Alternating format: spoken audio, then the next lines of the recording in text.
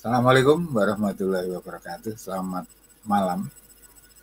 Selamat malam sekali. Teman-teman di mana saja.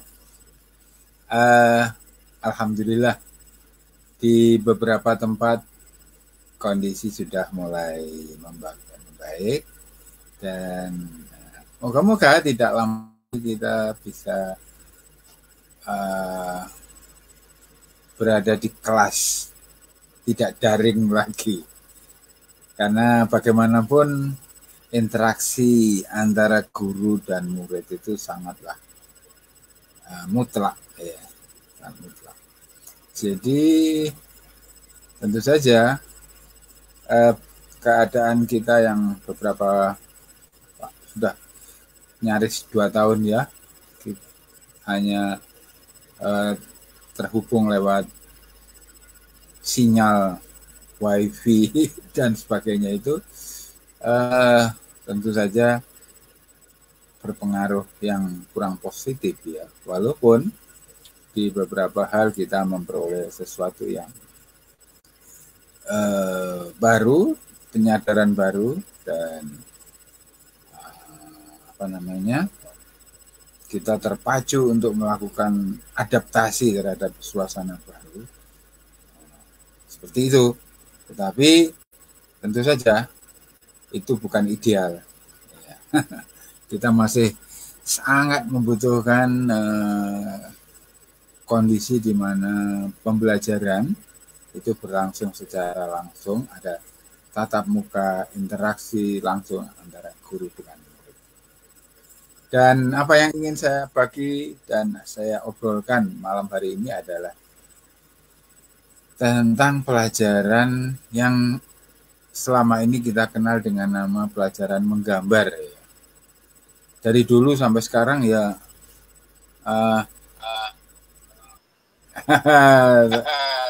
Assalamualaikum Pak Hari. Ya, akhirnya terhubung juga kita. Waalaikumsalam. Alhamdulillah. Tadi gagal ini berhubungan dengan teman. Sekarang alhamdulillah sambung ini. Loh, kok keluar lagi? Ya. Enggak apa-apa, nanti muncul lagi Pak Ari. Jadi itu tadi Pak Hari, rekan saya mengajar seni rupa di Sekolah Menengah Kejuruan. Rencananya memang saya ajak ngobrol tentang ini ya, tapi kemarin beliau masih salepan terus, jadi waktunya saya ada, Pak Hari nggak ada, saya nggak ada, Pak Hari ada, seperti itu. Jadi saya mencoba mengisi waktu ini dengan mendiskusikan ya, kalau bisa ada diskusi baik sekali. Jadi di sekolah dasar ya, saya masih tidak mengikuti langsung bagaimana pembelajaran di sekolah itu, terutama sekolah dasar ya. Jadi maaf nanti kalau ada hal-hal yang mengsle begitu, tolong ya dimaafin. Tapi idenya adalah kita memberi wawasan bagi teman-teman yang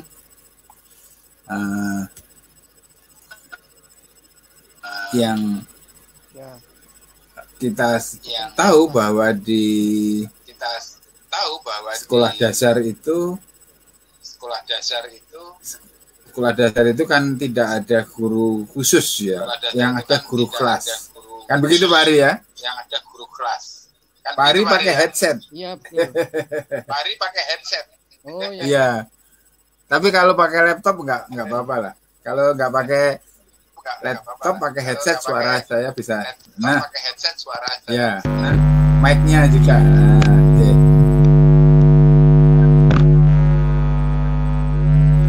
Halo Pak Ari, tes. Suaranya. Halo Pak Ari, tes. Bentar, Pak. Iya. Jadi dulu waktu saya masih sekolah dasar itu, sekolah rakyat dulu namanya ya. pelajaran gambar itu seringkali guru memberi tugas menggambar sesuka hati, begitu ya. Menggambar sesuka hati. Wah. Ya, nggak bisa Pak.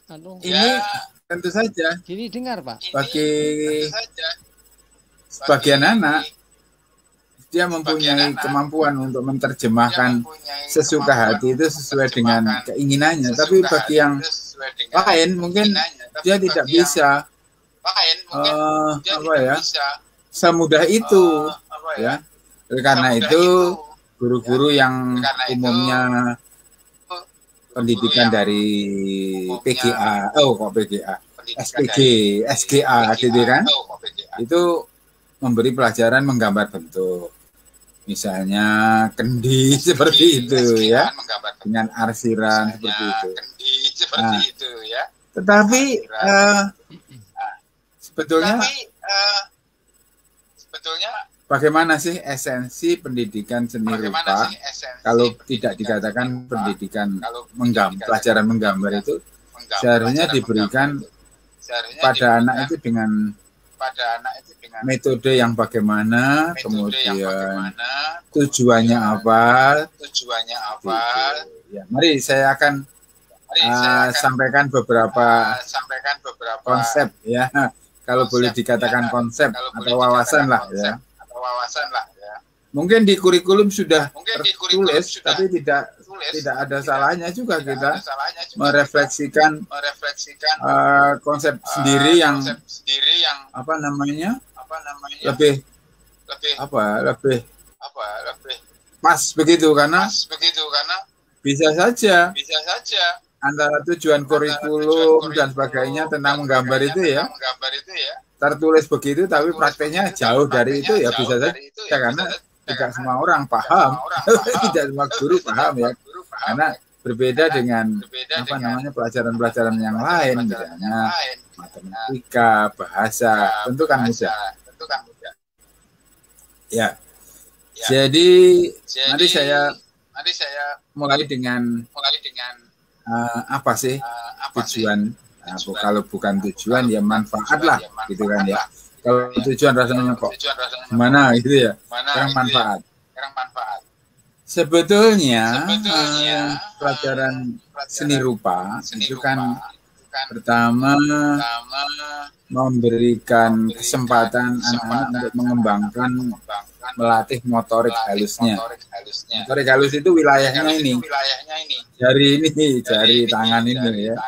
Jadi dengan terlibat di motorik halusnya itu, dia mempunyai keterampilan yang bagus ya, terlatih untuk terutama yang di tingkat TK ya, TK, SD, ini TK SD boleh lah. Karena keterampilan motorik halus ini sangat berperan di dalam kehidupan, ya kehidupan. Jadi banyak hal yang praktis yang setiap hari menggunakan tangan. Contohnya menulis. Jadi lewat motorik halus ini anak-anak juga akan nanti di dalam menulis itu akan sangat terbantu. Kedua, motorik halus ini akan membantu anak untuk mensinkronkan, memadukan aktivitas tangan dan mata. Ya kan? Di olahraga juga begitu, misalnya pelajaran menerima bola itu antara mata dan tangan kan disinkronkan. Bolanya dilempar ke sini, matanya melihat, tangannya ambil. Di seni rupa itu dilatihkan dengan berbagai aktivitas yang berkaitan dengan motorik halus itu, misalnya membuat garis, ya, membuat lingkaran, buat macam-macam itu. Ya, jadi itu termasuk. Nah, kegagalan anak-anak kita dalam menguasai kegiatan yang melibatkan tangan itu juga akan membuat anak tidak percaya diri, iya kan? Misalnya megang ini nggak bisa membuat ini nggak bisa. Tapi begitu dia sangat mahir memanfaatkan motorik halusnya itu, dia akan memperoleh kepercayaan diri karena salah satu dari life skill-nya itu terpenuhi. Ya. Kemudian yang selain itu kegiatan seni rupa itu memberi kesempatan anak-anak untuk menjelajah materi atau bahan. Dia mengenal kertas, mengenal tanah liat, mengenal plastik, mengenal krayon, mengenal air, mengenal berbagai bahan dan bagaimana menggunakan itu sebagai medium, alat untuk mengungkap atau berekspresi. Nah, kapur tulis dan papan tulis, pensil dengan kertas, lem dengan kertas, kemudian ya banyak hal. Jadi penguasaan materi dengan bahan ini jadi salah satu. Jadi tujuan pertamanya sebetulnya bukan keterampilan menggambar bentuk, ya, gambar bentuk, walaupun itu nanti juga dilatihkan pada anak-anak, tetapi harapan utamanya bukan merubah anak-anak itu menguasai kemampuan memotret, ya, menduplikasi bentuk itu seperti apa yang nampak, tidak, tapi menjadikan objek, benda-benda itu hanya sebagai medium atau sasaran untuk menyalurkan ekspresinya. Jadi tidak mengcopy, karena kalau itu yang dicapai kan sekarang anak-anak bawa handphone semua, itu sudah ada kameranya. Kenapa harus repot-repot potret? Gitu. Jadi itu. Nah, kemudian selain itu juga mengenalkan beberapa proses, ya, misalnya proses menggunakan tanah liat untuk mematung. Itu kan sama dengan melatih jari-jari tangannya itu untuk membentuk dan sebagainya, mengenal sifat dari benda itu untuk dimanipulasi menjadi suatu bentuk yang baru. Nah, di sini ada aspek fisik, ya, berupa motor, lalu ada aspek psikis juga. Apa psikisnya apa? Ya, misalnya imajinasi. Ya, dia mengimajinasikan nanti ini saya bentuk ini, saya bentuk ini, dan seterusnya. Nah, kemudian apalagi? Ya, karena di dalam berkarya seni rupa itu kan ada elemen-elemen yang digunakan untuk berkarya. Apa itu? Misalnya garis, ya. Sederhana saja garis. Garis itu bisa dibuat dengan pensil, bisa dengan krayon, bisa dengan kapur, bisa dengan ujung jari pun bisa. Misalnya di pasir, gores begini kan jadi garis, ya. Jadi sebetulnya ketika guru memahami esensi dari pelajaran itu akan lebih leluasa, lebih fleksibel, lebih lebih dinamis. Pokoknya banyak lah. Jadi tidak kaku, tidak sulit sebetulnya, karena banyak hal yang mudah bisa dilakukan dan murah karena tidak selalu menggunakan bahan yang mahal, gitu kan? Ya. Kemudian selain garis, dari garis ini bisa membentuk bidang. Ini bisa dibentuk dengan gambar, dengan kapur, dengan pensil, dengan arang juga bisa loh. Dengan arang itu sekali-sekali anak-anak bisa.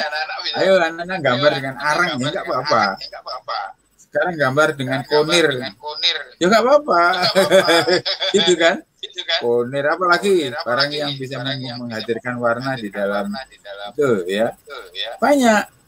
Jadi kita tidak harus konsumtif, belanja bahan ke toko yang bagus, ya, harganya mahal, tidak, ya, asal tahu prinsip-prinsip pembelajaran seni rupa itu apa, gitu. Ya. Jadi Sekarang kapur itu jarang dipakai. Padahal dia punya kemungkinan yang luas dan fleksibel dan ekonomis. Kalau gambar dengan kapur kan selesai dihapus, bisa digambari lagi papan tulisnya.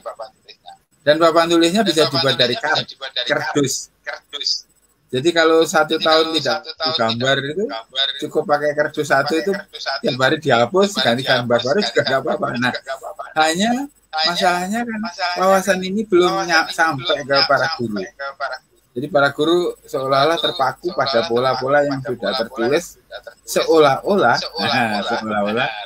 itu tujuan utamanya, padahal sebetulnya kita bisa menerjemahkan dalam berbagai pendekatan yang kreatif. Oke. Kemudian ada tadi saya mengenalkan garis, bidang, bentuk, lalu ada warna. Nah, jadi anak-anak berkenalan dengan warna itu penting sekali, ya. Ada warna. Coba sebutkan, ada warna itu ada warna dasar itu ada berapa? 3, merah, kuning, biru. Itu warna primer namanya. Oh iya. Merah ditambah biru jadi apa? Ungu. Nah, dan seterusnya. Kuning ditambah biru jadi apa? Hijau. Pengenalan anak-anak pada warna ini arahnya kemana? Bukan pada sesuatu yang definitif, misalnya, oh hijau untuk daun. Ya, tidak harus, ya, tidak harus hijau. Dan daun tidak selalu hijau. Ya, tidak selalu hijau daun. Jadi daun bisa kuning kalau sudah kering. Nah, ya. Apa namanya? Pak Hari, kemana Pak Hari? Pak Hari ini masih Pak Hari. Begitu, ya. Jadi ada garis, bidang, bentuk, warna, lalu ada satu lagi tekstur.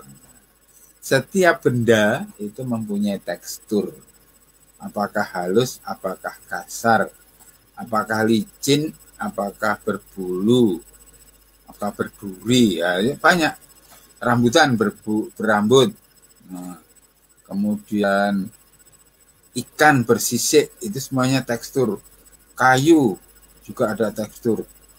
Loh, kenapa ya kok ada tekstur?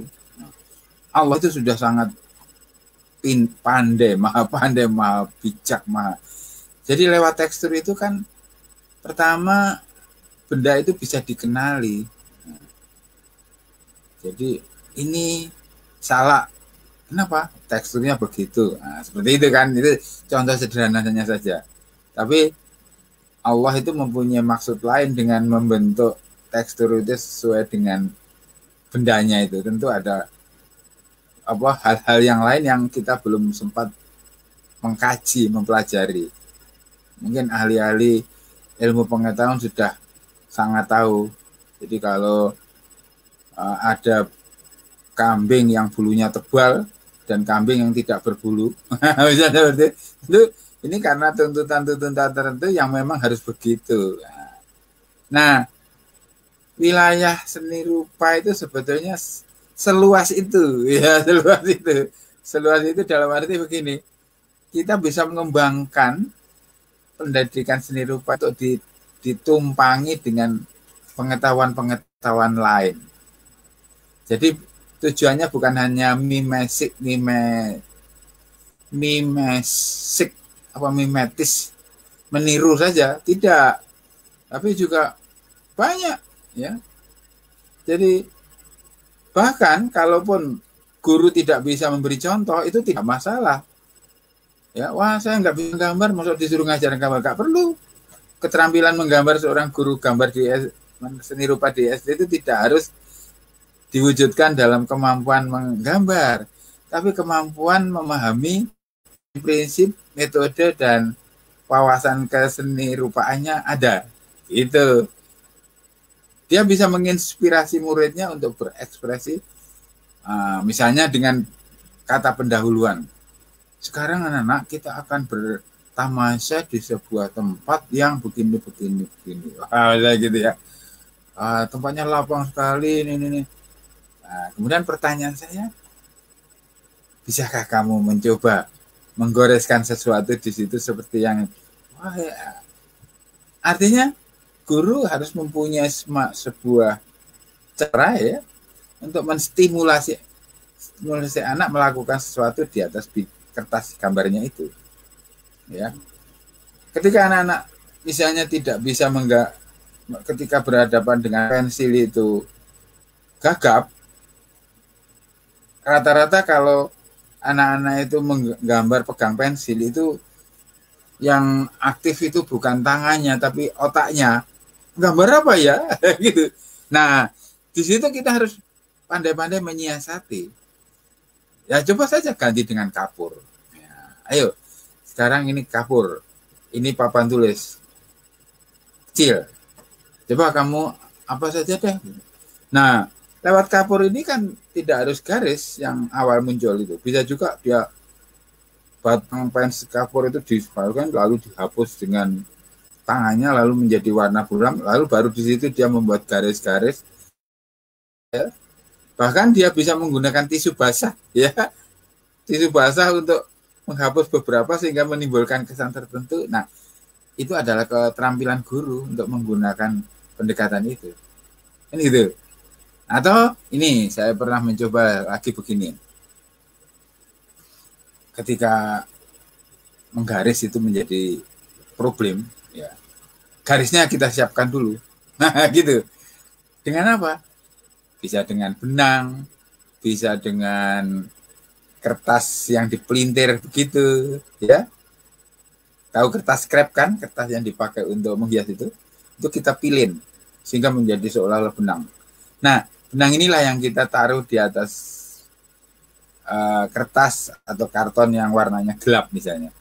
Ayo kita membentuk dengan ini. Nah, ini kan nanti bisa jadi bentuk-bentuk yang rasanya kalau dengan pensil nggak mungkin bisa begitu karena keterbatasan tadi itu, keterbatasan alat dan keterbatasan tangan. Jadi kita gambar, jadinya misalnya gambar orang jadi lucu karena rambutnya segede-gede itulah menjadi kartunik. Nah, seperti kartun, seperti itu. Jadi teman-teman, sesungguhnya pelajaran seni rupa di kelas itu adalah sebuah pesta. Bukan momok yang menghantui anak-anak sehingga anak-anak merasa takut dan menghindar. Bukan. Ini sebuah orkestra yang dimana anak-anak itu bisa berekspresi dengan kegembiraan, ya, dan guru-guru memahami itu dan tidak memberi kekangan. Jadi salah sekali kalau guru mengatakan, ayo ini diwarna melanggar garis, tidak boleh melanggar garis. Ini prinsip apa yang dipakai? Mungkin maksudnya melatih disiplin. Ya kalau disiplin dalam menggambar jangan seperti mengajar berbaris dong. Kalau mau berbaris, ayo kamu baris lurus, nggak boleh mencang. Ya itu kan gerak jalan. Militer ya. Di dalam disiplin berbaris ya boleh saja kita begitu. Ayo tangannya yang tegap. Tapi gambar tidak memerlukan itu. Disiplin di pelajaran seni rupa tidak seperti itu, tidak diikat oleh norma-norma yang kaku, tetapi disiplin itu artinya apa? Misalnya satu, menyelesaikan pekerjaannya dengan penuh semangat, itu disiplin, ya, bukan tidak keluar garis, kemudian warnanya harus rata, kemudian jenis kertasnya harus ini, ya. Itu ya memang kita perlu pemahaman yang lebih baik terhadap mata pelajaran ini di kelas. Saya berharap bahwa hal-hal ini mulai disadari para pendidik. Kalau saat ini seolah-olah menggambar itu menjadi sebuah pelajaran yang marginal ya, tidak menentukan prestasi, ya, kecuali kalau dilombakan menang. Tetapi kalau dilombakan itu, ya, itu kan hanya memuaskan sekelompok on anak. Sedangkan pelajaran seni rupa ini menjadi hak bagi semua anak untuk menikmati. Oleh karena itu saya sangat tidak memihak pada lomba. Saya lebih memihak, lebih cenderung memanfaatkan event pameran ketimbang lomba. Coba bayangkan, kalau ada lomba menggambar ya, dari 300 peserta, yang menang kan hanya dipilih paling-paling 15 paling banter itu ya. Terus lainnya sudah bayar tapi gak berhasil, itu kan ya namanya lomba, kan mesti harus ada yang dimenangkan atau menang ya. Tetapi ini tidak akan terjadi kalau yang kita adakan bukan lomba tapi pameran.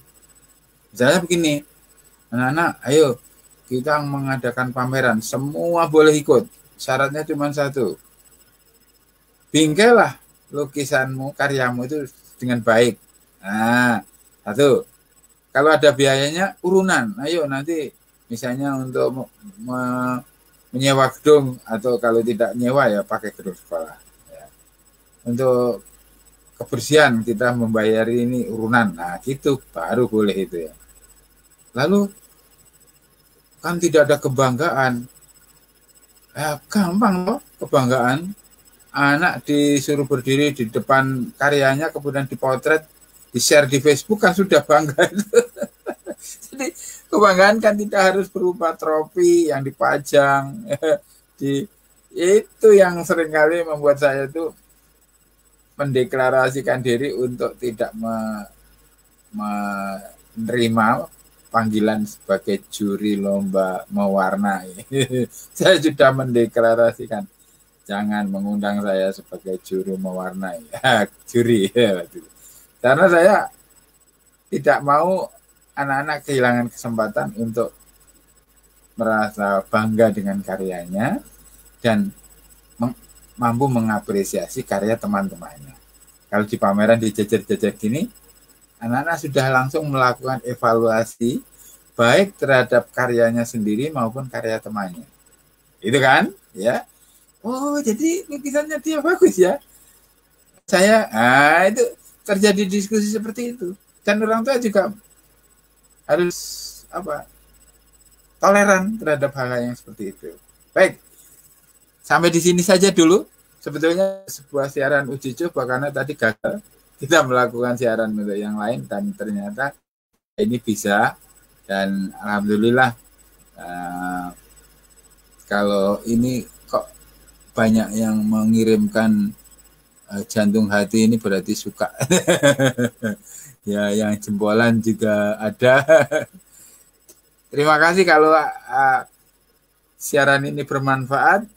Nanti insya Allah saya akan membahas hal-hal yang seputar pendidikan seni rupa di kelas, khususnya untuk sekolah dasar.